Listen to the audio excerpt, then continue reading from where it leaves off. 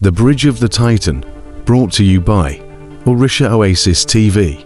In the early days, before men had settled their villages across the vast lands, the world was untamed, ruled by the raw forces of nature and the spirits who embodied them. Among these spirits was Agayu, the Orisha of volcanoes, rivers, and strength. He was a giant among gods, his presence like a mountain standing tall against the horizon, his voice a deep rumble echoing through the earth. Though his domain was one of fire and stone, he carried the knowledge of balance, the wisdom of holding the land steady between destruction and creation. The divide of the people. There was a land where two great villages flourished, divided by an enormous river that cut deep through the valley like the wound of an ancient battle. The people of Agayu lived on one side, masters of iron and stone, building great structures and forging weapons that gleamed like fire. Across the waters lived the people of Orisha, blessed with the wisdom of agriculture and the blessings of ocean, whose golden waters nourished their crops and made the land bountiful. For generations, they had coexisted, but distrust and jealousy had festered between them. The Agayu looked at the wealth of Orisha with suspicion, believing them to be lazy, while the Orisha saw the Agayu as harsh and warlike. The river had become more than just a physical divide. It was a wound that deepened with each passing season. Neither would dare step onto the land of the other, for the river's crossing was treacherous, and no bridge connected their worlds. The plea to the Titan. One fateful season, the river swelled beyond its banks, fed by heavy rains from the distant mountains. The waters raged, tearing through the valley, threatening to sweep away both villages.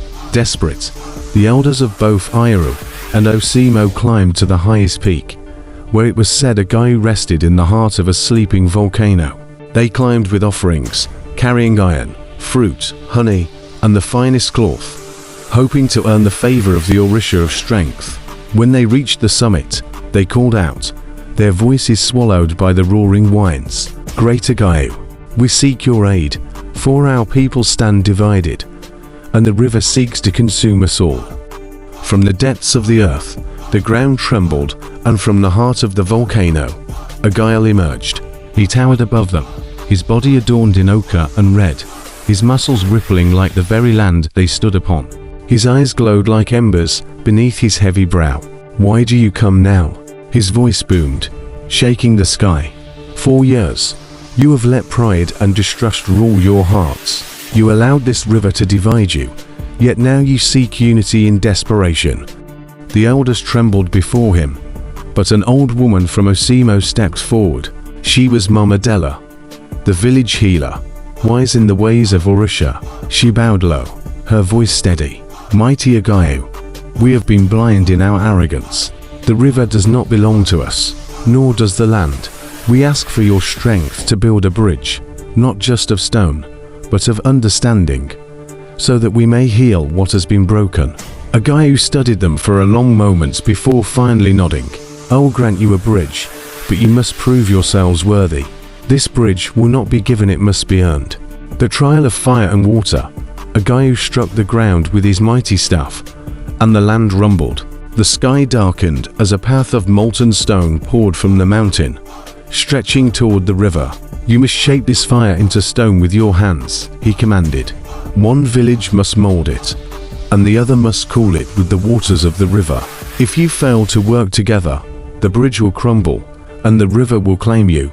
With no other choice, the people of Agayu and Orisha descended to the valley, where the river roared, and the molten rock sizzled as it reached the waters.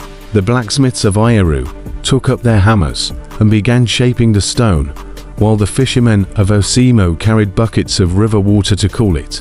For the first time in generations, they spoke to one another not as enemies, but as laborers of the same task.